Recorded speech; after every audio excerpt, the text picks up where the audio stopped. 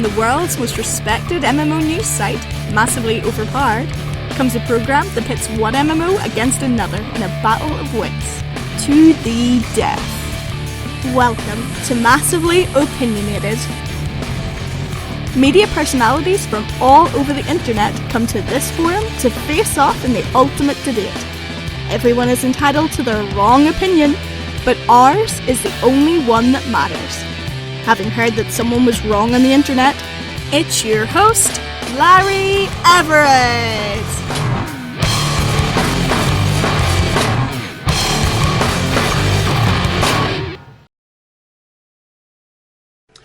Hey everyone, this is Larry Everett with Massively Opinionated. This is the 7th episode of Massively Opinionated, and man, it has been an amazing ride so far. And we've got a special group of guys together today because we're talking about Elder Scrolls Online. As you're watching this, it will have released yesterday, and for PC and console, and these guys have been playing it, and I've been playing it for, I don't know, a year or so already. But these guys, I've got together the guys from TESO Nation Podcast. They are part of the Gamebreaker Nation Guild, and they know all sorts of stuff about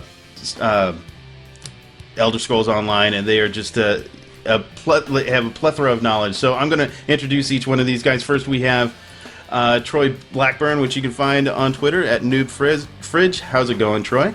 Mr. Everett, it is good to see you again. I'm really excited to be on Massively OP. Congratulations to you guys, by the way, for all your success and all the the backing you guys have got from the community. That's so awesome. And thanks a lot. We really appreciate it. Yeah, it's all the community is just amazing here. I love them too.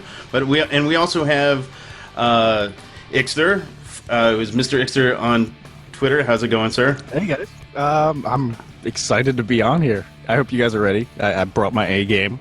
Good. We need the A game. And somebody else that I'm sure has brought his A game. He has a plethora of knowledge about Elder Scrolls.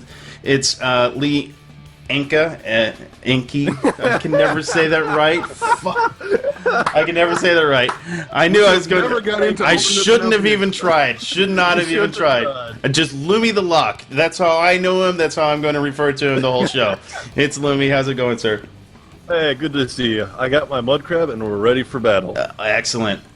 So, for those of you who have not seen this program before, what we do here is we take MMO tropes and we debate those things that you have going. You know, I don't know if your guild is like my guild, but we debate MMO topics all the time. We go back and forth. It's all sorts of fun. And so what I've done is I've kind of created that program, taken what my guild does and put it into a program just for you, for YouTube, for Massively Opinionated, called Massively Opinionated. And I have given these guys 4 questions ahead of time, and they've had time to prepare their answers and their arguments, and I will, at the end of the argument, I will make a judgment of who made the best argument and give them a point, and the person with the most points at the end of the show wins I don't know, a smile from me.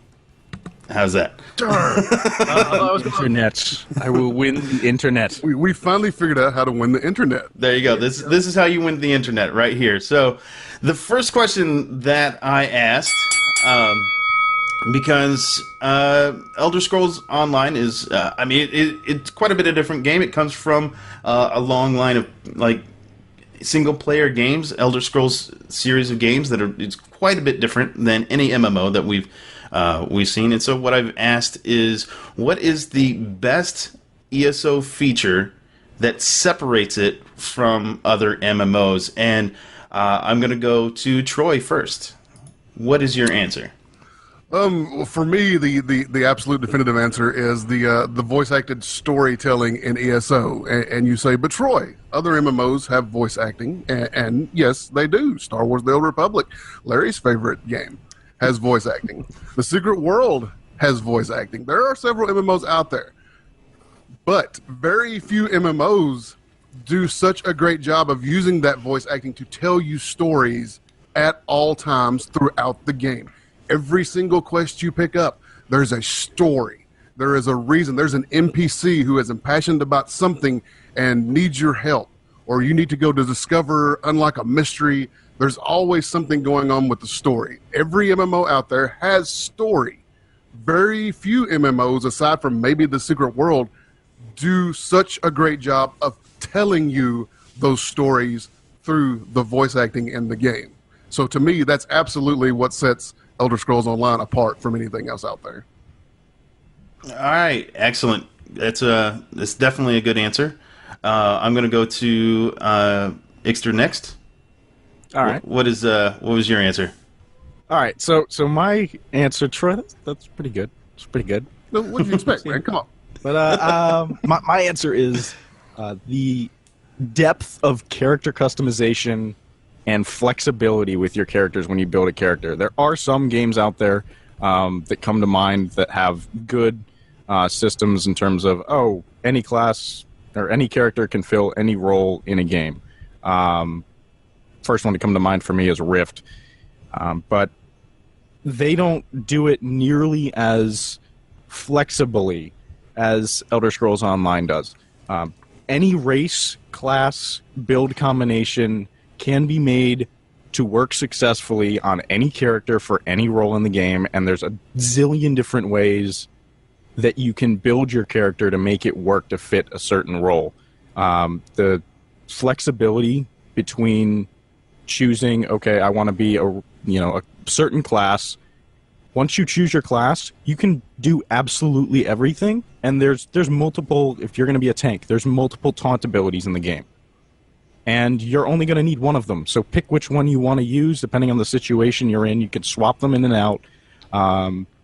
Just so much flexibility in how you can build your character. If you're a theory crafter at all, this game is a godsend for you because it's so much fun. I spend so much time tinkering around with my character, and the fact that you can go through on one character and be able to build everything out is a lot of fun, and you only need one character to do everything in the game. You can roll alts, obviously, but I'm not an alt person, and being able to do everything on one character is a big deal, and I absolutely love that.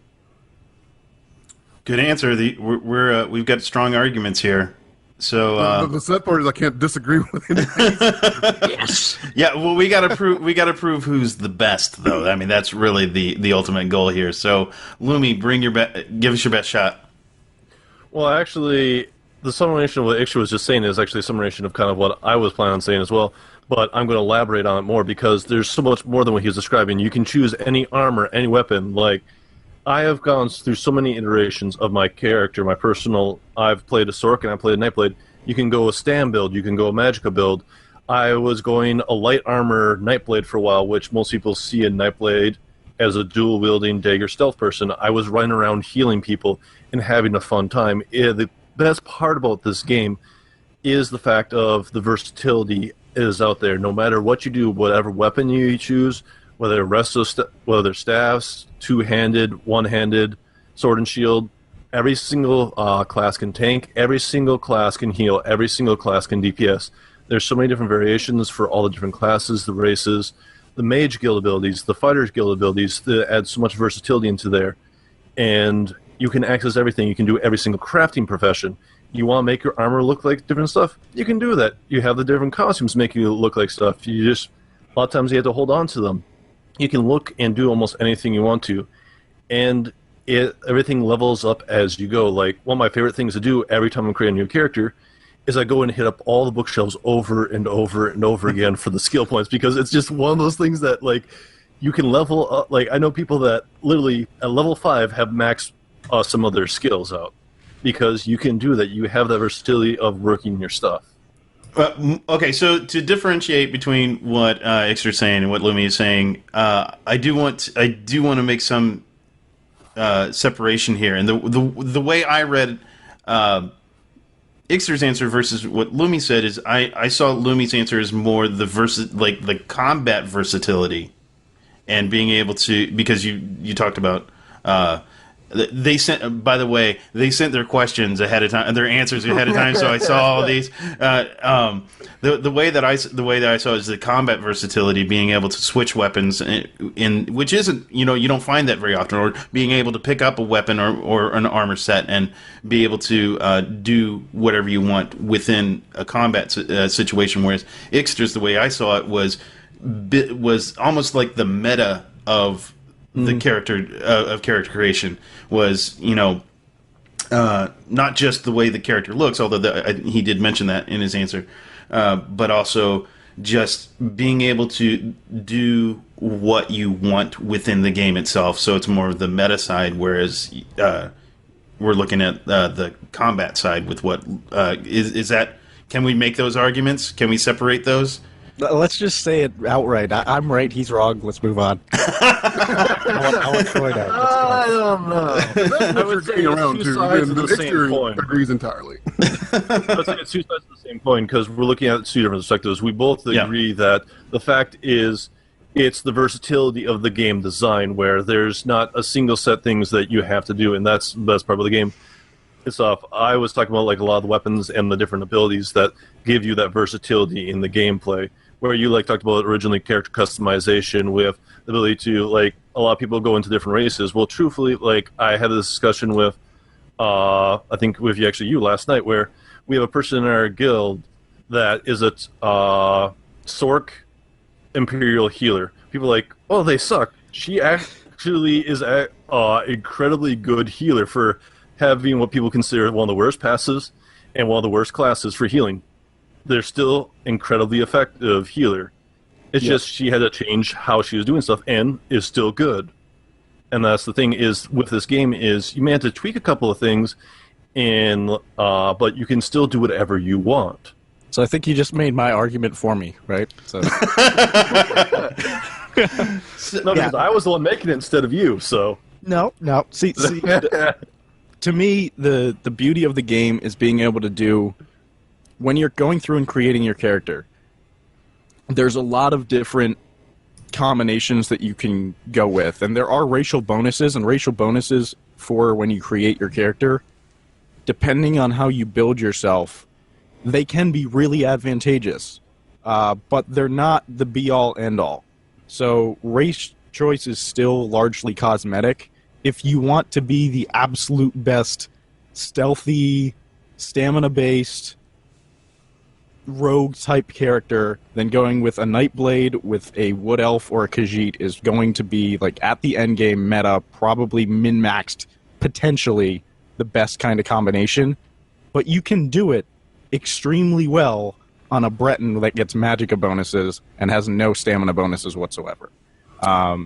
That's all well and good, guys, but my answer includes an industry buzzword: immersion.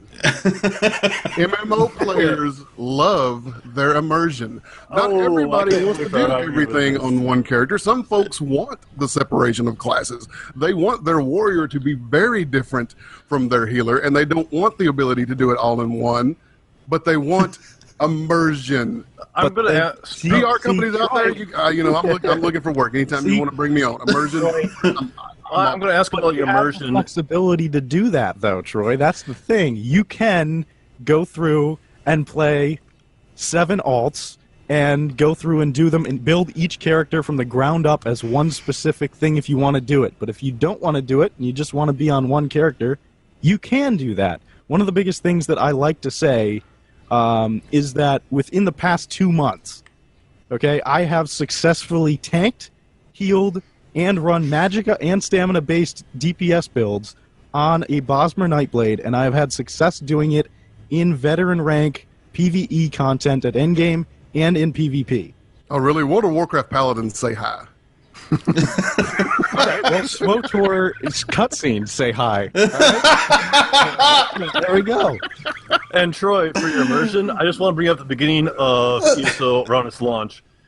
This is the immersion that I picked up on very early on. No, come on, man. A lot of people love that tutorial zone. Don't let No, I'm not talking about the tutorial zone. On the Twitters. I'm not talking about the tutorial zone. I'm talking about the Pale-born Child, Rancer, you madman, over and over and over again in the city. And then you get to the weird tree quest, and it was, you go and talk to the elementals, which is supposed to be voiced over, and it was in German. You're like, what? Like, you're suddenly going, what? German voiceovers. My favorite thing is when you get into a dungeon and one of the voiceovers bugs out. You're running through the dungeon for 45 minutes, and every 4 seconds you get the guy that's starting over and over and over and over again, man. My favorite one, though, I'd actually would have to say is, it was a bit of the voiceover, but also the animation glitch of, I call it possession, where I was going through this dungeon, I was completing it, I was talking to the lady at the end, and she starts talking to me about, thank you for saving my sister. Then her head snaps backwards, her mouth starts twitching, and her eyes roll in the back of her head. It's just like, oh my god, like I literally like popped back my drum, like, what the hell? They have fixed that, though. Actually, I saw it the other day. I saw it the other day. It's still there. It's just a lot more rare. Bugs happen. Gosh, I was about ready to make an argument for Troy, but no, Troy, go right ahead. I mean, I mean, because I'm sure that you could point out some things that are wrong with bugs within the classes, right?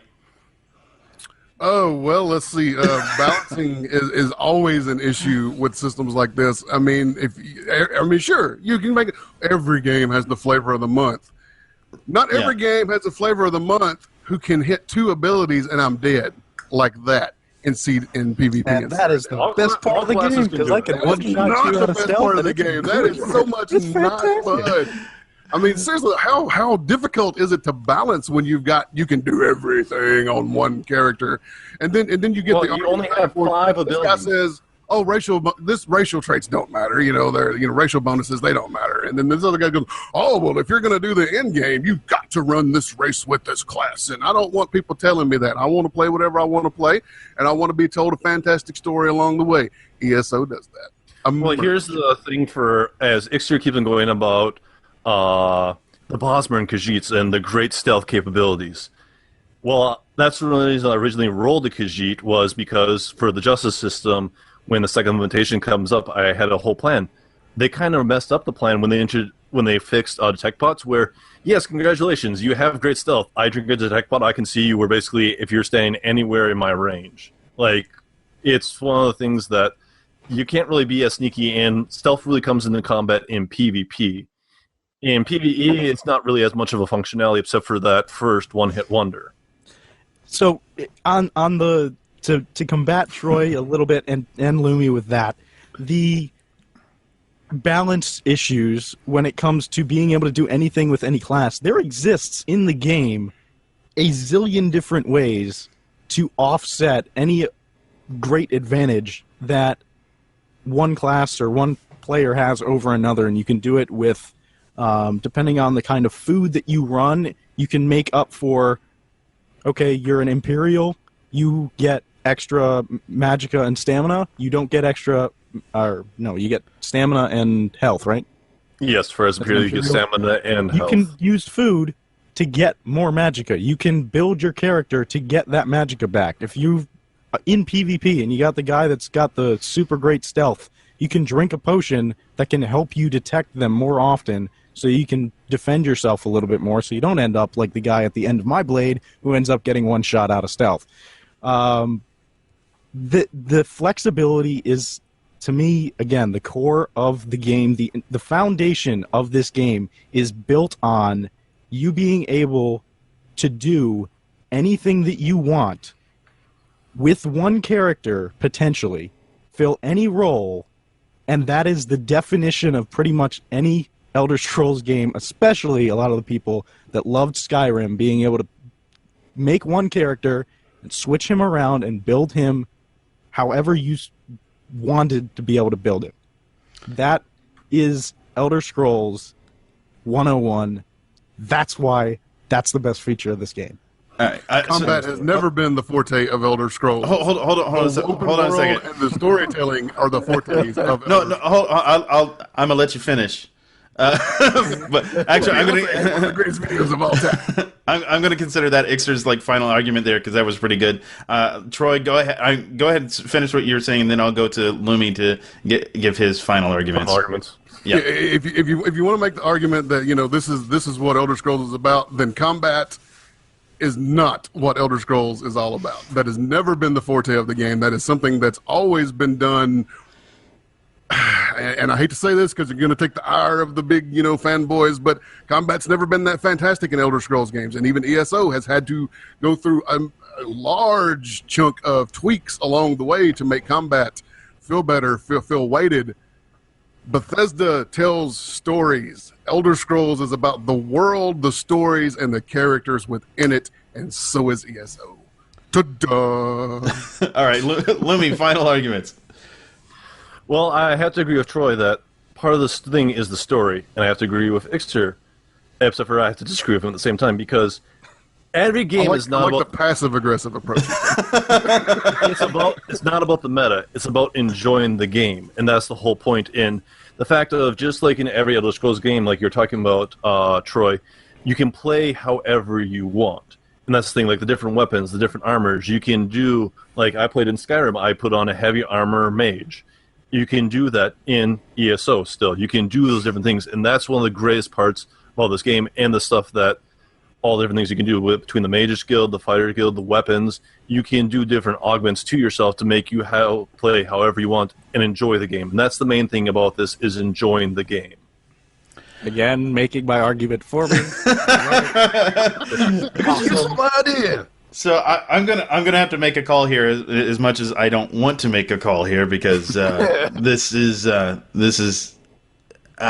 think the thing that stood out to me the most with the arguments, and who actually did I think did the best job of kind of knocking the other two arguments down a peg was Troy, when he said that this is what Elder Scrolls is about. And although I think, I mean, I don't know if that necessarily completely, because it could be argued that maybe that's not exactly what separates it from other MMOs, but really, to be honest, this is the only Elder Scrolls MMO that we have, and so therefore it does separate it from other MMOs. So the point goes to Troy. Congratulations. Yay. Congratulations, Rancer, you madman. It is so hard to argue against other aspects of the game that you enjoy. Like, if I hadn't went with what I went with, like, the flexibility would have been next. I'm like, oh my god. The second you said that, I was like, I lost. There's no way I love the story in this game. It's the best part of this game. There's some, you gotta fight for it. Phantom Guilt, my favorite quest by far, because it's just such a great troll quest. And, like, I would love to meet the person that designed that quest and just be like, you did a good job on this troll quest that just drove me insane while doing it. There's some really funny stuff that they put into the game, too. I really like a lot of it. All right, so on to the next question. This one is a lot of fun. Deals with the lore of Elder Scrolls Online, or actually Elder Scrolls in general. For those who aren't aware, Daedra are like I guess the best way to describe Daedra, although it's not completely accurate, is that Daedra are like demons of the Elder Scrolls universe, and there are Daedric princes, whether they be male or female. They don't really have gender, although they associate with certain gender, but they are called Daedric princes, and they are like the leaders of the Daedra, and each one of the princes have their own realm, have their own following, they have their own personalities, they have their own wants, desires, and and how they feel about the other races of Tamriel in general. So what I asked these guys to do is I asked them to something that wouldn't really necessarily happen. I guess it could. I'm trying to think if it ever happened. I don't think it ever really happened, where two Daedric princes kind of personally clashed with each other and created a war. So I asked them to which two Daedric princes would you like to see go at war with each other, and which one would be the most interesting story? And since we went with Troy first on the last question, we're going to go to Ixter first for his answer on this one. All right. So just to give everybody a little bit of background, when Larry sent these questions in, he marked this question as the fun question. This question was agonizing for me.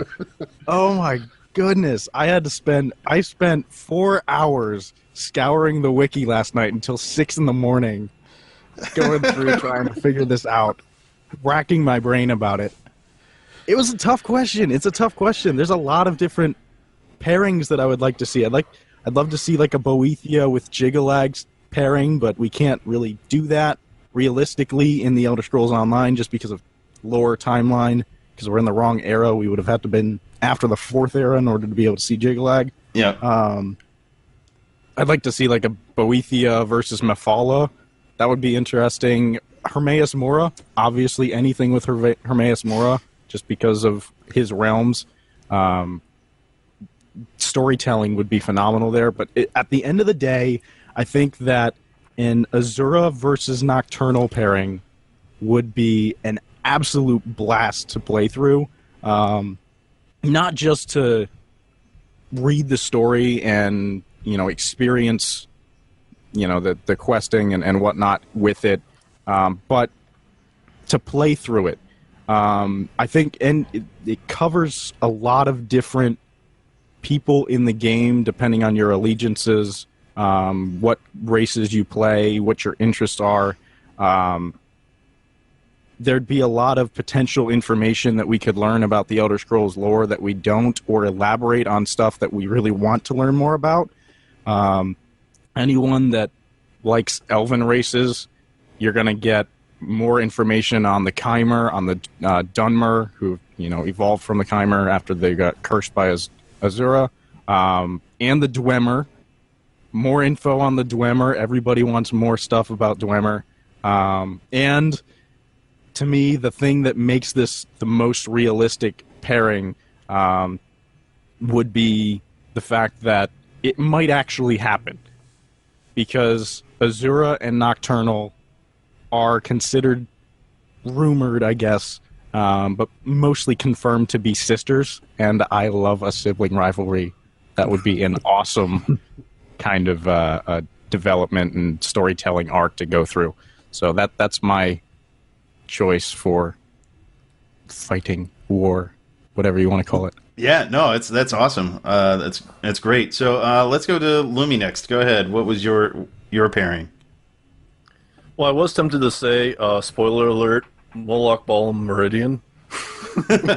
But I decided to go with something else that I'll have to explain also the circumstance and how I believe that would come around. But sure. Sheo Gorath, because who doesn't love crazy Uncle Sheo? He's a comical hoot, and you never know what the hell he's going to do. He's the god of basically chaos. And I'd want him to go against Jigaleg, the Daedric Prince of Order. But the problem is, and people will point this out very easily, they are one and the same, because Sheo Gorath is the cursed version of Jigaleg. Well, the thing is, we've already dealt with a variation of time travel before, with Alduin in Skyrim. And every time Jigaleg goes back to Sheo Gorath once he has completed the Grey Marches. It'd be awesome for him to basically realize that in order to prevent himself from going back, in order to continue with the Grey March, he must go back in time, essentially, and defeat himself. From like a future point in time, he essentially comes back using an Elder Scroll. It's kind of a crazy concept, but it'd be an awesome thing of order and chaos going head to head. Essentially, the person that is... I see Ixer shaking his head, but I think it'd be awesome of just the person that is sheer order and a person that is almost sheer chaos going head to head. And essentially a fight within yourself. Yes, I know, it's a bit crazy one, but I love it. We'll go with it. We'll see what people say. I'm not totally against it. I'll put it that way. I'm not totally against it. You haven't lost yet. But let's go to Troy first to hear what he had to say. Well, it was supposed to be a fun question, so I tried to give a fun answer. Sure. For starters, if Sheo Gorath is not your favorite Daedric prince, then you're dead inside. This dude is batshit crazy. You don't never know what he's going to do, where he's going to warp you. You know, he manipulates, he lies. It never makes sense until the end. There's always a reason. He's always out for something. He's mad and he's crazy, but the dude gets the results that he's looking for. So I went with Sheo Gorath versus Mafala, the Daedric prince of lies and unknown plots. These two going head to head. The dude that is so crazy, so unpredictable, you never know where he's going to come from, what he's going to do next, versus the Daedric prince. And she is known for being manipulative, plotting her tactics, the way she goes about getting I believe it was, I always get the older games confused sometimes when I remember the quest, but I believe it was Oblivion where she had us go in and kill a couple of members of two different families, plant evidence against the other families, just so these two families would go to war. That's what Mafala wanted. So these two going head to head, just the crazy, unpredictable insanity versus the just cutthroat, diabolical tactics of Mafala, the secrets, the lies, the craziness that would ensue. It would just be spectacular to watch. Okay, I am intrigued by all of these. I think these are all really, really interesting. I am going to go back to both Troy and Ixter here to one of the things that Lumi did that I really liked is he actually explained how this would happen and what the storyline was about it. So I'm going to go back to you guys and give. I'll go to Ixter first, I guess, and kind of give me the story of how this war starts and how this would go about. I'll give you a little bit, but the problem with Lumi's argument is that it's already happened. If anyone's actually played through Oblivion, that entire storyline happens. We've already done that. That was one of the expansion DLC packs, or whatever you want to call it, for Oblivion, was Jiggalag fighting against Shea Gorath. I can read you off the entire story by memory and go through everything with it. So, to me, yeah, that's a cool story. That would be really nice. But if you want to do it, you could already do it. So, does that really count? I don't know. For the Azura versus Nocturnal setup, I don't really know exactly where the storyline would go, to be entirely honest. And that's why I chose it. Because Shea Gorath especially, and even Mafala, we don't know a lot about Jiggalag, but he is a version of Shea Gorath, so we get a lot of the information there. Plus, we've already seen this story, so I can throw that entire argument out. With Shea Gorath and with Mafala, we see them in the Elder Scrolls series of games a lot. We're familiar with what they do. We know Shea Gorath very well. Nocturnal, we haven't really seen that much, aside from in Skyrim, you saw her, him, whatever you want to call him, with the Thieves Guild, and with Azura, you know a couple of little things here and there. People who've played Morrowind are familiar with Azura to some degree, but the amount of information to me as a lore junkie, that's what would make this battle, fight, war, whatever you want to call it, so much more interesting. Azura is about the closest thing besides Meridia that we could get to a good Daedra. Nocturnal is not a good Daedra, but it's also not a bad Daedra. She's kind of like neutral. So, from a storytelling standpoint, anything that we were to do with Azura versus Nocturnal would be much different than a, say, for example, Molag Bal Meridia fight, where there's a clear black and white, good versus evil fight. You're going to have to make hard decisions to decide who you would ally yourself with, and that might determine which parts of different stories that you would see. So from a storytelling standpoint, that would be what I would really like to see. But another thing out of this kind of a setup between these two is that, again, the information and story that we could get out of it, we know about Azura. She's been worshipped by the Chimer, and then now the Dwemer, or not Dwemer, Dunmer are worshipping the Tribunal, but there's a lot of history there. So we could learn a lot more stuff about the history of the Dunmer and the Chimer.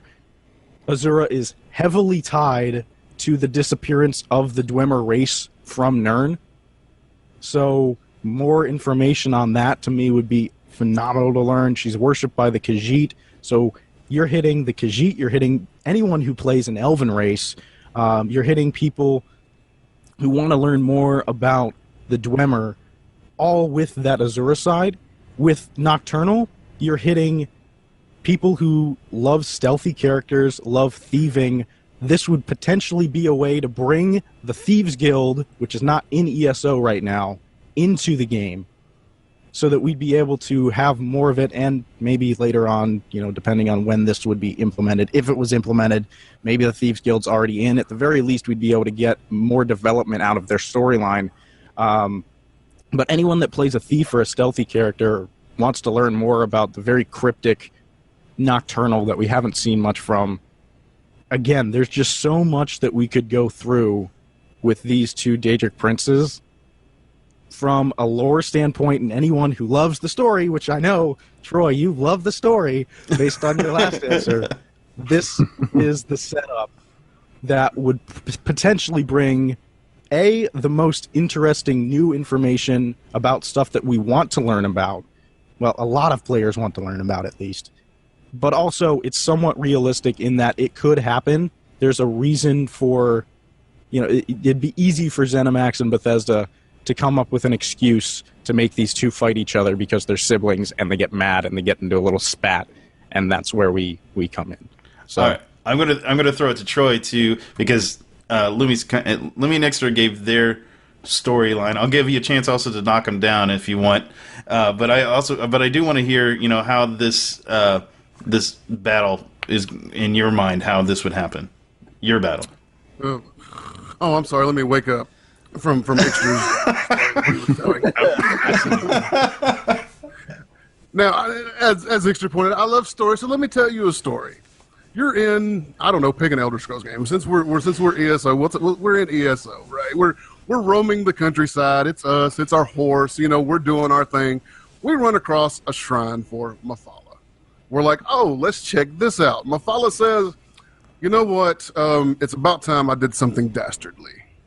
Why don't you go assassinate a king for me? And then we're going to blame it on the peasants of a far-off village. And that's what I want you to do, because I'm the Daedric prince of lies and manipulation and plots and secrets. And you're like, okay, sure, why not? I'm bored. I'll go assassinate a king. So you hop on your horse and you're on your way to this king's kingdom. And Sheogorath suddenly summons you into his realm because he's freaking Sheogorath. And he's like, nah, I don't think so. I'm bored. I don't really want that to happen. Let's do this instead, and if you don't, I'm going to bind your eternal soul to my realm, and you will never return to Tamriel. And so you're like, okay, what do you want, Sheogorath? And he says, I want you to go and visit this king, like Mafala wishes. But when you get there, instead of assassinating him, I want you to throw a sweet roll in his face and dance naked in front of him. And you say, you know what, Sheogorath, you're a really cool guy, so I think I'll do that, and I don't want to be imprisoned in your realm for the rest of my days. So you go visit the king, and you get there, and you throw a sweet roll in his face, and you dance naked, and you're imprisoned. Well, of course, Mafala's really pissed. So they go head-to-head in a battle. Who knows what's going to happen? She's not going to tell anybody what's going on. She's the queen of lies and secrets. He's the prince of madness. You don't never know what to expect. it's a great story, and you can be involved in that story and be part of how it occurs. But it ends up with a very rare occurrence of two Daedric princes going head to head because one wants something done, the other one's just freaking crazy. I'm like, nah, just nah, no real reason, just nah. Wow. Okay. Of course. Okay. All right. Glad that you're done. Look, I get it. Mythala's interesting. I think we've seen a ton of Sheogorath. We've seen Sheogorath a ton already in ESO. Sheogorath's the main guy. It's because he's freaking awesome. He's fun, but we've already got plenty of him. We don't have anything. You can never have too much Nocturnal or Sheogorath. Well, that's one of the reasons why I picked the spat. I know that there was part of the Shivering Isles, but the thing is, with Jigaleg, he is set with order. The timelines and everything, he was disrupted. The order was disrupted. He wouldn't want to just fix what was that one current time for the Great March. He would want to fix the rest of the time that he was Sheogorath. He would want Sheogorath erased from history, and Sheogorath wouldn't give a crap. He would go and send his minions to dance naked in front of the guy, and it would drive him absolutely insane. Like he would say, he would probably have an army that would walk up to Jigaleg and then throw sweet rolls and dance naked in front of him. And then they would all run off. Because they're like, why the fuck are we doing this? Are we seriously considering a story that's already happened? Really? No, I'm saying is, you're talking about that current incident, but Jigaleg is a person of order. Order has already been disrupted throughout the time. The Daedric so he's Prince of going to Order. go back. Not going to want to screw around with time. No, he needs to fix the time to bring it back to order. In order for us to do anything with Jigalag, I'll give you that. I would like to see Jigalag versus Sheogorath. That would be interesting, but I would not. See, my point. But here's the thing. He said that. We already see that into the fourth era. We're in the second era, and I can tell you from any other game or any other cinematic universe, time travel drives people insane and makes them so angry. No. The best part about this era, and the reason they chose it, is there's nothing recorded for this time, so we don't know what happened. All right, here we go. To give a little bit more about what I think would be really interesting with Azura and Nocturnal is it would be really cool if we could go to both of their Daedric planes, or Oblivion planes, because from what little we know about both of them, we know a little bit more about Nocturnal with Evergloam than we do about Moonshadow with Azura. But they're both perpetual twilight planes of Oblivion, and they're both absolutely, supposedly gorgeous zones. That would be really, really awesome in this game, because I can tell you more content, more zones that we'd be able to jump into and play in and play through would be a lot of fun. I think the gameplay of potentially being able to be put in a situation where you're actively choosing to fight on behalf of one or the other of these Daedric princes. Let's get into a PvE like trial, like a raid in the game where you have to choose throughout the encounters and in the fights. Are you going to side with Azura? You gain certain advantages, but then you gain you face some different disadvantages because now Nocturnal is directly fighting against you because you go with Azura. Gameplay-wise, this would be a lot of fun. New storylines, learning more about the history of multiple different races and lore of the Elder Scrolls universe, exposure to 2 new planes of Oblivion, the introduction of or further development of the Thieves Guild in the game, not to mention the fact that we would get those really, really cool PvE content chunks with dungeons and trials and the extra zones and all that. That would add up to not only just an awesome storyline, but I think an incredible DLC package for Elder Scrolls Online and not for Oblivion. Okay, so I'm going to I'm going to give Troy another shot for kind of a final argument here. I got to say though, Lumi, I'm going to have to discount yours only because We kind of already did it with the Shimmering Isles. Yeah, kind of already did it with the Shimmering Isles. That's the only reason. So I'm going to give Troy another shot here to kind of shoot Ixter's argument down and build his up a little bit more. Good luck. You can't do it. Apparently, I should have stayed up till 6 o'clock this morning researching Daedric Princes, so I could sit here and drop knowledge bombs. You see, I'm not really about knowledge bombs. I'm about stories and interesting things happening in the game. Azura and Nocturnal, who cares? We don't know who they are. Nobody cares. Nobody's interested. Players don't want new things. Nobody knows what they want. It's given to us. We've had Sheogorath given to us. We love Sheogorath. Everybody loves Sheogorath. If you want to see the Prince of Madness versus the Prince of Lies and Deceit, vote for me, the winner of this question, Mr. Larry Everett. All right, so That was that's all I got. And, This is even a contest at this point. I think I'm going to have to go with Ixter on this one, just because that's as I would love to see another story of Sheogorath. He is absolutely my favorite Daedric Prince of all of them. But I also did like the little bit of story that we've seen from Azura so far, and she's really interesting as well. And so I think that whole pairing that's an amazing pairing. And it's hard to make an argument when you realize you lost 15 minutes ago. Yeah, I wanted to give you another chance. Just maybe there's something that I did. Enthusiastic, but I know this has been over for a while. Yeah, I tried to give you another chance. Like, okay, maybe I'm missing something here. Maybe there's something that I didn't see. But I had already quit trying to come up with arguments in my head. I was like, okay, he's supposed to say Ixter's name.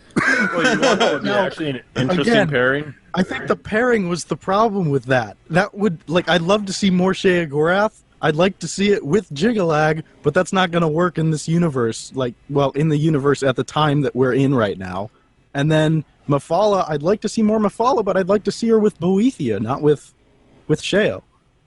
Well, one of the interesting pairings the other one that I was thinking of that I wanted to see was Sheogorath with Hermaeus Morris, because Hermaeus Morris' knowledge and understanding, and he would want to try to understand what is the chaos that is Sheogorath, what is his, because no one knows the madness that is Sheo, and trying to understand that, it would probably drive him absolutely insane trying to understand it. That might have been a better argument than the Jigalag one. So should have gone with that one, man. Chaos, yeah. Anything with Hermaeus Morris, I flat out said that's got the potential to probably be one of the most interesting things from a storytelling standpoint in terms of the potential for how much knowledge and understanding of the universe that we have no clue about. It's a blank slate, more or less, for the writers, because he knows everything, so he can just say something exists and it exists. All right, so we're going on to question number 3. And this one deals directly with the console release. The console release, actually, when you guys are watching this, will have released yesterday. And one of the questions I asked, and I actually asked this myself because I write for Massively about Elder Scrolls, and is the console game worth it? Is it worth it to get? I did some comparisons between it. I've looked at it myself, but I want to hear: is the console version of Elder Scrolls Online worth it? People going to be satisfied with it, and why or why not? And I think everybody has pretty much the same answer, but it's going to be the arguments of why or why not that's going to really make the difference here. So I'm going to go to Lumi first. What was your answer and why?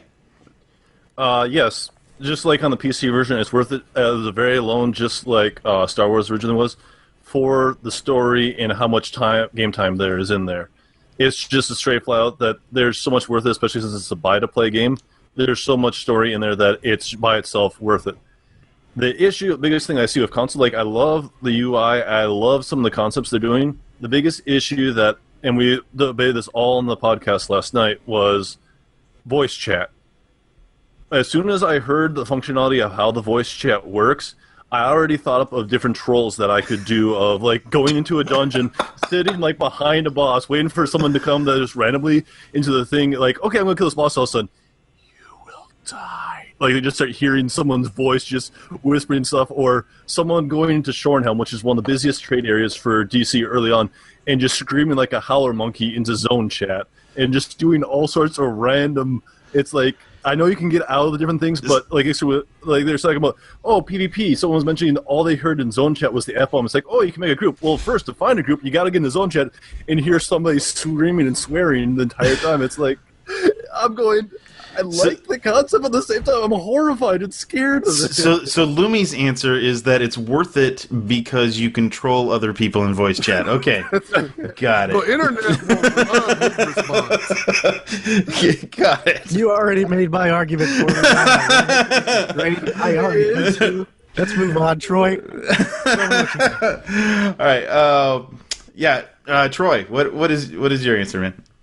Elder Scrolls Online is actually going to be super fantastic on console, and there's several reasons for that. And let's start with, in all seriousness, for a long time, there's been a lot of questions of whether the console crowd would accept an MMO. Yeah. And over the past couple of years, especially, we've proven that, yes, they absolutely will. You look at, Final Fantasy, DCUO.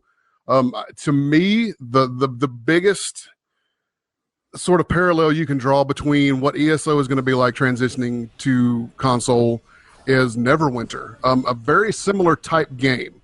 And what I mean by that is the action combat controls, it's the limited action bar, where you've only got a certain amount of abilities, and that game has exploded on console. You go to Twitch, and you can't hardly find a PC streamer anymore. You have to scroll through, literally dozens and dozens of console Neverwinter streamers. And the reason it's going to be so successful is because that action combat and that limited action bar translates so well to the controller on a console. You're already used to that type of action combat controlling with the sticks on console. Elder Scrolls, it controls a lot like regular Elder Scrolls games, and then the limited action bar makes it so mapping to buttons is not difficult at all. You don't have like 7 hotbars worth of abilities like you do in some other MMOs that would just be overwhelming on a console. So, it's absolutely going to translate over well. And at the end of the day, the future of this game depends on its success on console. It's doing okay on PC, but if it was just doing okay on PC, they wouldn't be as worried about trying to get a console version out. They're putting this out because this is where a lot of Elder Scrolls players play the game. Now, those of us who are hashtag PC Master Race, we love Elder Scrolls and ESO and all these games on PC. The ability to mod them out or use add-ons in ESO, we love that ability.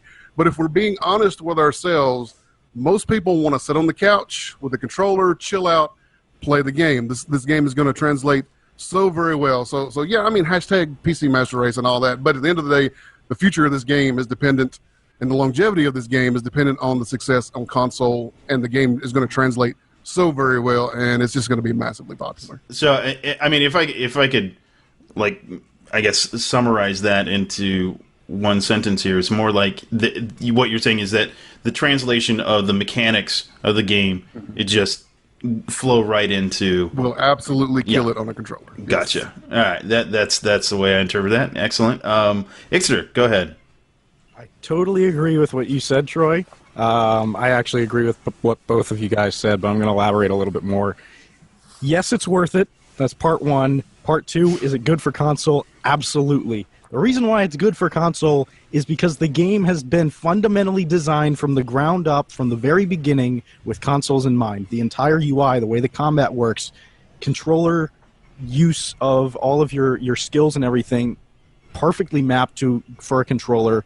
They've completely redesigned the UI. They've completely redone how communication works so that it works better on console. I know, Lumi, you just made this argument about, chat is kind of crazy and people are going to troll people.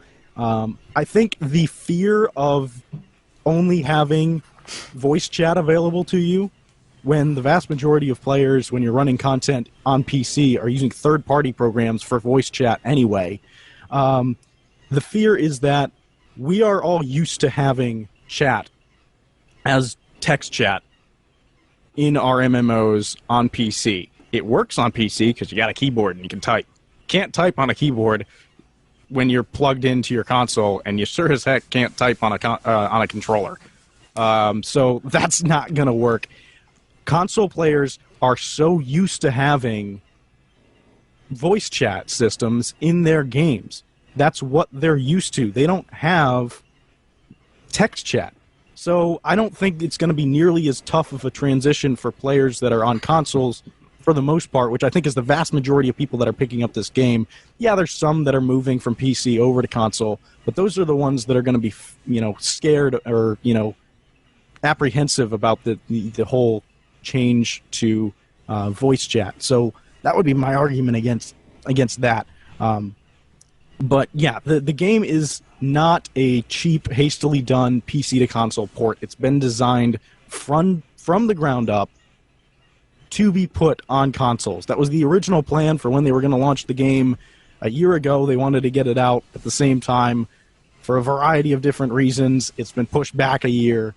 Now you're getting it, and it is extremely well done. I know a lot of people that have played in the beta. It looks phenomenal.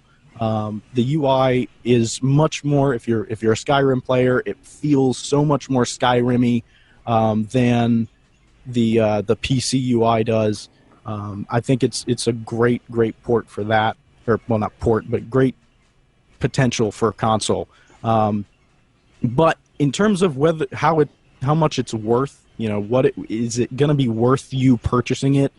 To me, the argument that you make here, that I'm going to make here, that I keep making and I have been making for PC players as well, is regardless of whether or not you're a fan of the Elder Scrolls, or just a fan of adventure games, or RPGs, or action combat, whatever you want, or if you like PvP, PvE content, all that. It's value for your money. To me, value is how much fun and enjoyment you get, and how many hours of gameplay time that you're getting out of this game. There is, Elder Scrolls has 3 alliances. Each of them has 150 hours of content in them. Plus, coming stock with the game, you have one of the early DLC zones that you don't actually have to pay extra for because it's already been included in. It's Craglorn, that's another 30 hours of content. Then you've got all of the endgame trials, all of the endgame dungeons, you've got all of this massive open world PvP. Translates to more than 500 hours worth of content that you can do pretty much, aside from all of the, trials and some of the dungeons, almost everything that you can do soloable or in a group, you're getting 500 hours of content for a $60 box price. That works out to, I don't know what the math is, 30 cents an hour or something, or 3 cents an hour. How much have you paid to go out and see that last movie that you watched in the theater? You pay $12 for the ticket, and then you get popcorn and crap. You're paying $20 for a 2-hour movie. That's $10 an hour. I mean, how much value you're getting out of this game, stock, right out of the box, without any restrictions whatsoever, for $60 is mind-blowing. So, yeah, definitely worth it, and definitely going to work well on console. I'm going to... I guess I kind of have to separate this a little bit. I think your strongest argument, Ixer, was the amount of what you get for the time.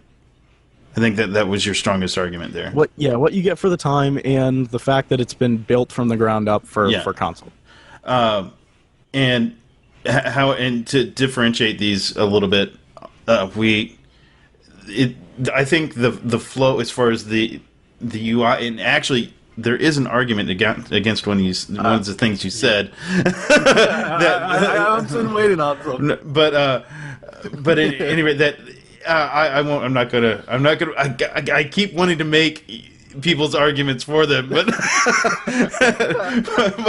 I can't. But anyway, so I do need to get a little bit of I'll go through this again, but I do need to get a little bit stronger answer from Lumi here, just so I can differentiate everybody's arguments here, and we'll be just honestly, this is going to be based off who gives the best argument. So Lumi, I'm going to go ahead and give you one more shot at it, and then you guys just go at it. tell me why one works and why doesn't. And, so let me go ahead. I'm going to throw two things back at Ixter first. And the first thing was the UI is designed from the start of the game for console. Then why do they have a different UI for console? I'm just going to point that out straight and forward. They have a different UI, and people are asking for the console from console to be on PC. So clearly, not designed from the very start for console. The UI, to some degree, I'll give you that, but what you said, the systems of the game were designed from the ground up for console. The application of it, the UI, the only thing that the UI matters for is appearance and what control you're using. You can't point and click on a console. Or, well, you can, but it's incredibly difficult. So, I want to make a rebuttal to that, too, because if it was built from the ground up, if everything was built from the ground up for console, why is it over a year into it before we get console game? It's my argument is that the existing PC version translates very well to console. That's the point I made. But if it was built from the ground up day one for console, it wouldn't be a year and a month or two later before we're finally seeing console. Because the second that they announced the game, and the first time they announced what platform it was going to be on, they said it was going to be on consoles. They've been designing the game since day one for every platform. Now, the fact that the actual application of it is happening a year later, one, if you're a console player, you should be happy because we've basically been paying for a year to beta test your game. And two, you're welcome. You're welcome. Do you feel some resentment systems here? of the game, the controls, the fact that you only have 6 active abilities if you include your ultimate ability available to you, and then weapon swapping, it translates exceptionally well to controller use. You're not going to get that. I'm going to use that as the key to my argument, though. Translates. I don't think they built it from the ground up for console. I believe it was built from PC, and the reason console was mentioned since day one. Yes, absolutely. They've said since day one it's coming to console.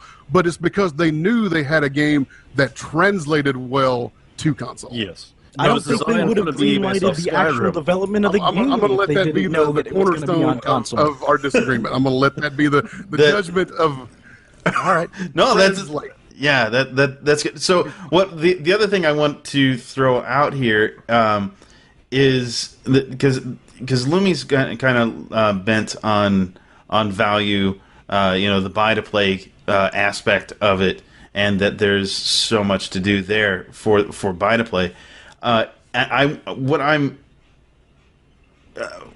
curious about is does that make it worth it to get it on console versus any other get it on PC or Mac or whatever. I mean, why does that make it worth more? That's really, I guess, the question that I'm asking. Between whether to buy it on PC or console, for me personally, I would say buy it on whatever platform you want to play it on, so you can play with your friends. That's the main thing for it is, and a lot of people, like I've talked with a lot of people, and they have a lot of friends on console. And this is actually, I'll bring up the voice chat. This is one of the reasons that my other argument was actually like, well, a lot of people going from PC to console, they don't play console aren't used to the text chat. I wasn't talking about the text chat. Like a lot of people when they're playing the console groups, they're like Black Ops, they're already preformed groups that are on their friends list that they're chatting with. This is the part that worries me is the random zone chat. You walk up to a person that's like randomly coming across, like you were talking about, Troy, lounging back on your couch playing, and all of a sudden someone just screams like a howler monkey in zone chat as you walk by them. And then you continue on your way. It's They're used to the that, randomness. they play Call of Duty. They're used to 13-year-olds screaming and cussing at them for no reason. Yeah, but clearly you've never played Halo. But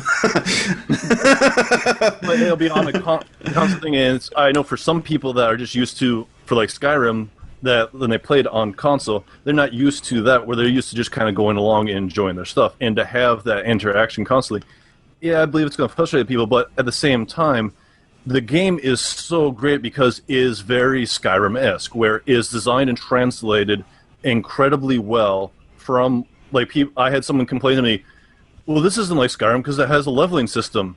Skyrim had a leveling system. Yeah, that you stabbed somebody in the back over and over again to level up your one-handed skill. Because that's what you did was it was just a different variation on leveling where you leveled your abilities up. and it translates very well. It translates very well to the console because it's very wide open.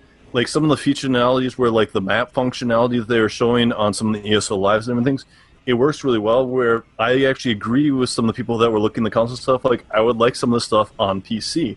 Some of the functionality is a really nice fluid system. And that's why like I don't believe that it was designed for console originally, because console actually has some stuff that's better than what I would say is our stuff.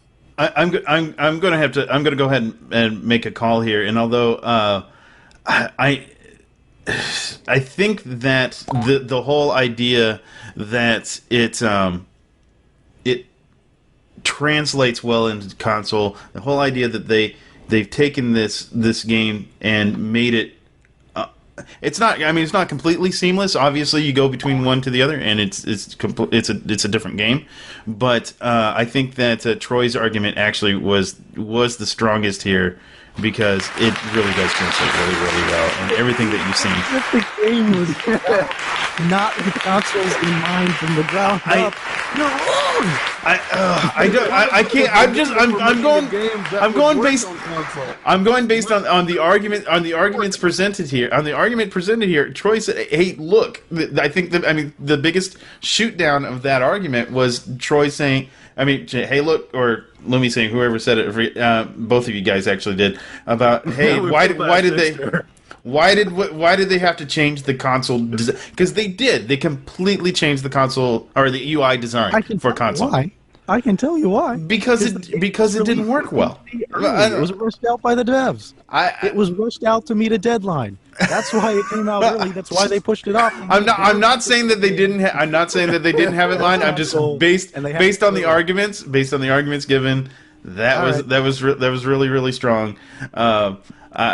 Whether I agree with it or not, that was a really strong argument there. So I'm giving the point to Troy, and we'll go to the next question. And actually, we're going to start with Troy on this one. And I asked, because Elder Scrolls, we're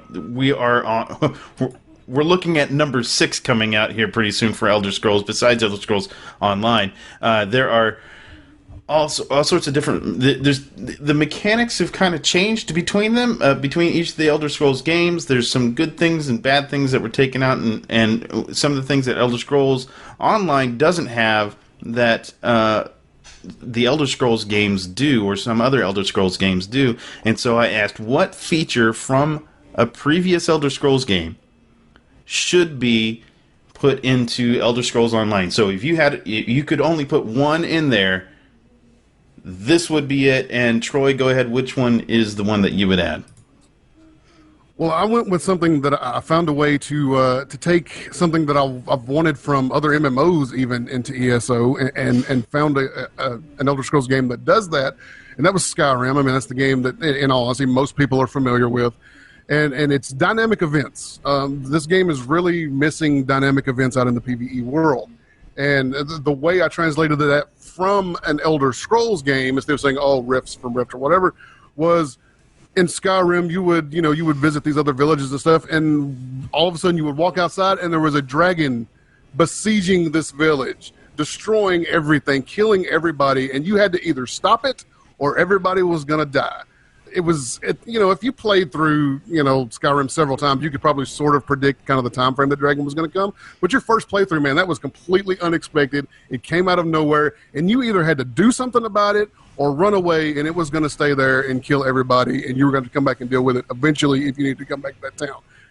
Elder Scrolls Online is sort of missing that. That's sort of what we thought they were going to be introducing at one point, but it didn't really turn into dynamic anything. The anchors? Is that what the dolmens. Yeah, thank you. The dolmens, the anchors. Oh. When they very first introduced those in the game, the very first time we ever heard of those, I was like, okay, the sky opens up, things fall down, it's going to come out of nowhere, you're not going to expect it. That sounds really awesome. And then the next week they gave me more information. I was like, they just sit in this one spot and they're kind of on a timer, and if you sit there long enough, it's just going to happen. So, something like just something dynamic. Dragons just coming out of nowhere and besieging your city like in Skyrim. That would be really fantastic in ESO. All right, so dynamic events. All right, let's go to Ixter. Ixter, what was yours? That's a good answer. I've been fighting for that one for a while too. But I think this one's pretty easy. This is a pretty easy question for me. Player housing, no contest. Absolutely, player housing needs to be added to the game for a variety of reasons. First off, storage, as we all know, is a very scarce commodity in the Elder Scrolls Online. Bag space, bank space, all of that is precious and extremely expensive. So having a place like your house to store things, to show off your trophies, to put up your gear sets on mannequins and whatnot, that would be really, really cool. The entire execution of player housing in Skyrim was phenomenal. It was a great system, and I know tons and tons of players, myself included, who absolutely enjoyed the crap out of it. To me, what sets it apart in Elder Scrolls Online is the fact that this is an online game. So your friends can come to your house. Having that kind of thing added in would be not only a lot of fun to show off all the stuff that you've put into it, but it would also be a great resource for role players. Being able to build out your house or build out some kind of a building of some sort and have people go to that for role-playing events and stuff. Being able to expand on the crafting system so that you can imagine woodworking, building furniture now. Imagine clothiers being able to develop like drapes and decorations and upholstery or something. I don't know. That would be just another facet of an already exceptional crafting system in this game. And where as much as I want that, where I really love this idea for a player housing system is, if you recall in other Elder Scrolls games, most recently in Skyrim, every NPC guild in the game had its own hall. The Thieves Guild had, the sewers in Riften. You had the Dark Brotherhood outside of Falkreath in that little cave place. The NPC guilds, we don't have all of them in ESO. That's really cool. What about player guilds? Having their own guild halls that you could build up as a player community to be able to develop, have everybody in your community, some of them that are really, really good at crafting, making just an opulent guild hall. It would give you a place to show things off, a place to store things, and a place for you as your guild and guild members to hang out as groups, set things up. Again, role players would absolutely love this. I'd like to see, a bunch of different other features. Maybe instead of just buying like a plot where you build the house and the house is wherever you have, or the hall or whatever, you get like a little property, and outside you might have something like, foot races, archery contests. Be a great way to add in one-on-one PvP with a sparring arena, things like that into like a guild property that you could actually own, build up, and develop. Guild halls, player housing. Enough said. Okay, two amazing arguments. Top it, Lummy. What do you got? I dare you. Well, I actually got some stuff that goes along with that, because we've had that discussion on the podcast. But my thing is, it goes actually with what I talked about originally, the first question. I love the versatility of this game, and I'd love to see expanded. And the different spells that we've seen in all the different other games, down the restoration line, the destruction line, all those different lines, there's so much versatility, alteration. And there's slight variations of them in the game, for a Sork you can do bound armor, but there's nothing like the sheer lines, which it would open up so much more versatility in the game with the different dynamics. And if, they talked about the spell crafting system, being able to design and augment them and change them, there's so many people that have been asking for it constantly on the forums, when is it coming? When is it coming? Is this going to come actually into the game? And it's such an awesome design and concept of, this game is all about the flexibility of your character.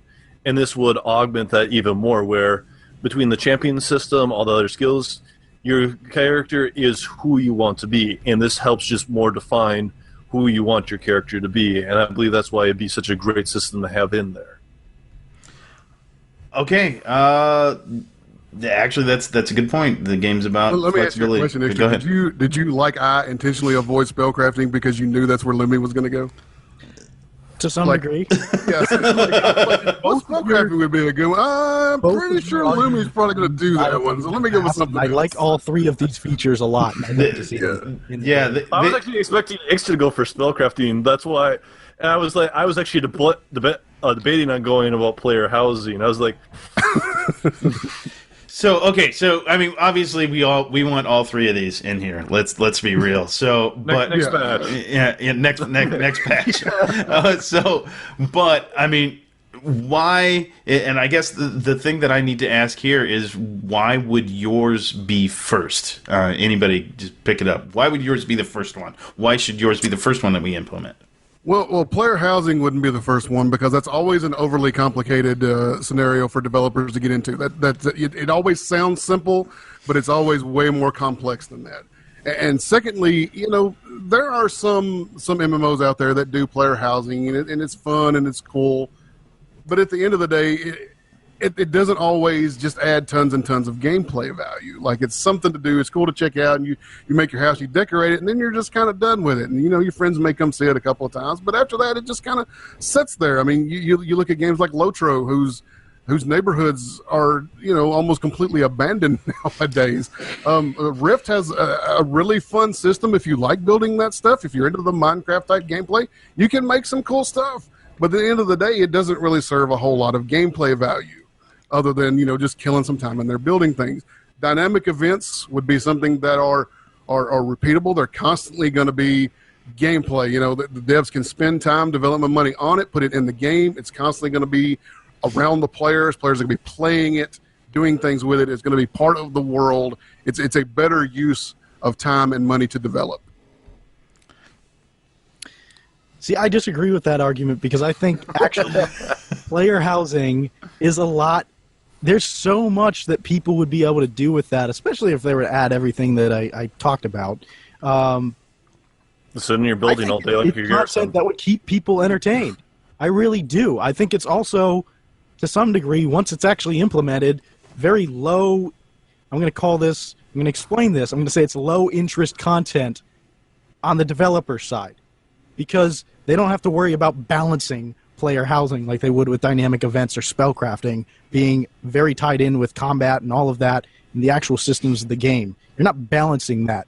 It's just basic upkeep and adding a couple of new skins and things like that you can to the game. It's a lot more, once the initial system's in place, a lot less development time going into having to balance and continue to add to it. But, all right. Here's my biggest argument here is episode 1 of this very show. Larry, you asked a question to the host about what is the most fundamental feature of an MMORPG and what sets MMOs apart. And you gave the point to Mr. Mike Byrne from MMOBob.com and GameBreaker TV, and his answer was the social experiment kind of thing that you get in an MMO, the social interaction that you have. Player housing added in as a guild housing kind of thing is where you're going to get roleplay community is going to love that. That's adding so much to the... Is he pandering now, guys? Is he pandering? No, go ahead. No, keep going. The social side of everything in MMOs, what sets it apart, what keeps people loving the game, playing the game, far longer than they actually get enjoyment out of the game. Now, I think I'm going to get enjoyment out of ESO for a long time because of the systems.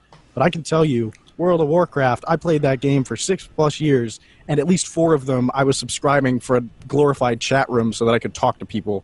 And that's going to keep people involved because they're going to have something to do, something to have a progression system beyond the character progression system where they're progressing their house, progressing their guild's house, showing off all of their trophies and whatnot that they have. Who doesn't like showing off their bling and bragging to people and having a place for the entire guild to meet, hold events, organize things in the actual game, especially from a roleplay community, is bar none the best feature that you could possibly add to this game. Well, I have a rebuttal for your pandering. And Burn, I love you, Burn, but the only reason you got that point is because I was not there that day. There is a huge outcry on many a game forum right now, and I'll just use one in particular. Now, whether or not you want to debate that garrisons in World of Warcraft are player housing or not, that's a whole, it's 3 hours on that, so let's not debate that. But to an extent, it's instance place where your character goes to do things, and it's sort of player housing. You can't argue that it's not got a lot of player housing type aspects to it. There is a huge outcry from the community that, nobody's in town anymore. Everybody's in their own little private instance, and that is separates the community. That is a huge counter argument against the player housings are social. They're not. It's everybody in their own little instance, and maybe your friends comes and visits. But there's a huge player outcry against everybody being in their own little private instance right now. And like I said, I'm just using WoW as an example. That's not the only game where that's happening, where if somebody's got their own little private instance, they all just go in there and hide. So the players aren't necessarily... We say we want player housing, but when we get a full-on super player housing system where, I want to spend all my time in my player house, it's getting a lot of backlash right now because people are disappearing into those and not being a part of the world, and it's killing some of the social element of the game. Yep, that's one of the biggest things, like Troy was saying, the biggest issue with player housing. It's a great thing in concept, but no one has really ever, I would say, got implemented where, because almost every single game that has had player housing, you have group funders. So what do? You sit in your house and you just queue for group, and you just kind of do your stuff around your house, and so you're becoming antisocial in a social game, essentially. And it destroys the community. Where, truthfully, spellcrafting, for both of your guys' systems, it's constant upkeep of, adding new stuff for the houses, adding new stuff for the guild stores, adding new dynamic events. They constantly have to design stuff. With the spellcrafting system, once it's designed and implemented, it's set. They may have to do a little balancing of numbers every once in a while, but that's really minimalistic upkeep for them. It's something very simplistic for them to put in once it's established and just put it in, and it adds so much more versatility to the game. And that's one of the reasons that people already love this game is the versatility. As Ixter, you said in the very first point, the meta of this game, it adds such another layer to the meta of this game that gives it that versatility. And it's very simple for them to put in. Player housing, it's one of those things that they've said that they want to do, but it's on the far back burner because it's I'm sorry to say, it more destroys communities than brings them together with separating people. Whoa. It does not, first off, it doesn't destroy communities. I'm saying player housing, not guild housing. And build stronger communities. It's a great tool for guilds. And I'm saying player housing. The reason why they've said that they're not going to do it immediately is not because it destroys communities. It's because it's a big system to build. The same way that dynamic events are going to be a big system to build, and the same way that spellcrafting is a big system that they've got to build. Yeah, I think saying it destroys communities is a little harsh. Yeah, it's a little harsh. There's a reason every game sticks this on the back burner. Every MMO at some point, for the most part. I mean, there are games that are like, this is player housing. Whatever. Okay, now you're going free to play. Congratulations. One star. Okay. All right, so But every MMO ends up putting this on the back burner soon. And then when they've got nothing else to do, they finally implement player housing. Why? Because it's not that important. I've heard arguments against both the dynamic events and player housing. However, I haven't heard anything against Lumi, and if you guys want me to give the point to Lumi, I mean, I will. But it's just so you we're arguing on player housing. Relevant arguments. I'm sorry. Lumi's delusional if he thinks that there's not going to be balancing issues with the spellcrafting system. I'm saying it's easier to fix. No. The early indications of any kind of spellcrafting system would have like 600 plus new spells added to the game. You want to talk about balancing nightmares, totally ruining an already, struggling PvP system when it comes to lag issues and stuff like that. Having all of these extra spells that you've got to balance on top of that would be a nightmare to maintain balance in the game.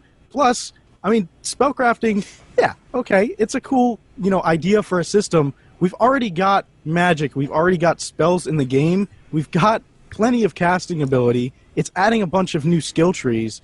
To me, it's apples and oranges. What do you want? Do you want more spells? There's crafting communities and role players that are going to want more stuff that they can do to increase their degree of immersion, Troy, that I know you love from answer 1 that you gave, or immersion with being able to, one, have better crafting, and your player house, that you're actually building your house and living in the world is so huge. You log out, your character's just chilling out in the middle of nowhere, leaving camp. He's got no home.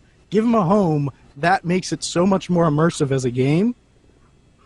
And, man, I could argue for days about player housing. But there's such an argument that living in your player housing is not living in the world. It's living in this tiny little apartment that you have and not interacting. 500 hours of content that you're going to be out there doing, plus all of your grouping stuff, pulling people out, one, in the same way that they're designing systems like the Imperial City to pull people out of certain zones so that it's less stress on the servers, so you don't get as much lag that's frustrating some players. That argument, Lumi, you made this argument in the last question, I think it was last question, right? About zone chat being obnoxious on a console version of this game that we're expecting to have far more players than the PC version. If you're pulling some of those people out of that zone, you're giving them, one, a place where they can have that peace, where they can enjoy themselves, and potentially pull some of those trolls away so that when they're out role-playing in the world, they're not getting trolled by other players. What are you talking about? The trolls will go out into the zone chat. They're not going to go to the their player housing and troll themselves. So, that's what he's saying. So many that's what he's saying, actually, that are role-playing in the world, and I can imagine, like you said, people running up and not having any protection as a role player to people coming up, especially being able to, jump in and scream at you. They can join another group, sure, but having something be public or some kind of a public event, the trolling that can happen on the PC or on the console version that we've talked about, to me, player housing can help combat that to some degree. So I have to. Okay, so this is where I'm standing right now as far as the argument is concerned. This is a really, really tough one, and this is actually the deciding one. This will decide whether or not we get a fourth question or not. It is with... Okay, so with player... There has been... Ixter has made an incredibly strong argument for player housing. It is really, really great argument. But at the same time, Troy and Lumi have also given great rebuttals to just about everything that has been said regarding player housing, especially, because the premise was initially the social aspects of it, and that was really shot down, especially with the how it actually separates the community some.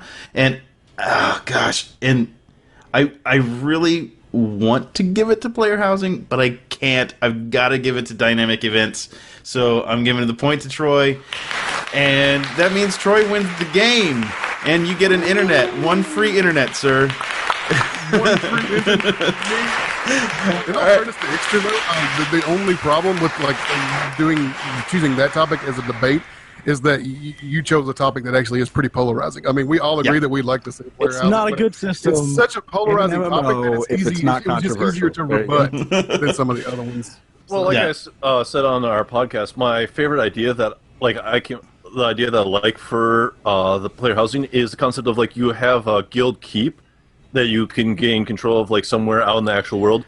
And then people can put their player housing actually inside the keep. It's almost a giant medieval keep. Like a land grab in Arcade. I think one of that was so fantastic. I think, as a matter of fact, it was so fantastic they're going to merge servers and do it all again. Yeah, absolutely. I think one of the better things that probably would have made your argument a bit better, Ixter, would have been, instead of doing concentrating on the personal player housing, would be to concentrate on the guild side of it, and concentrate that on. That would have been really hard to argue. And argue. To me, personal player housing was a big deal. Guild housing, where again, like I said, if you have a guild property where you've got outside of that property some other systems than buildings that you can build outside of it, like a track where you run foot races with your fellow players or something like that, or race mounts, or have a pet place that they can hang out, archery contests, like I said, especially a sparring arena, one-on-one, stuff like that, where you can actually be able to. But the problem is though the problem is that doesn't exist in Elder Scrolls. that's the always win. Yeah, that's no, because housing exists. Well, housing exists. Yes, housing exists. This would be an application of housing, and different features that you put into the housing could be new.